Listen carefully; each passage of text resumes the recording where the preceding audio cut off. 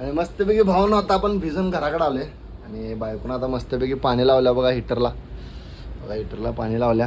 अय अय शंभडे good morning. हां गुड मॉर्निंग. चला आता मस्तपैकी जरासं कपडे चेंज करूया कारण का लय भिजले, लय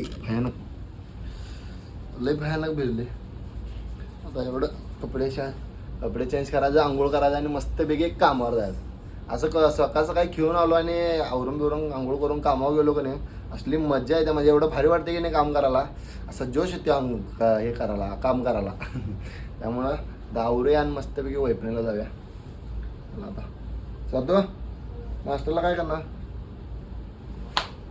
हा पोहे कर की, पोहे आणलं खाला.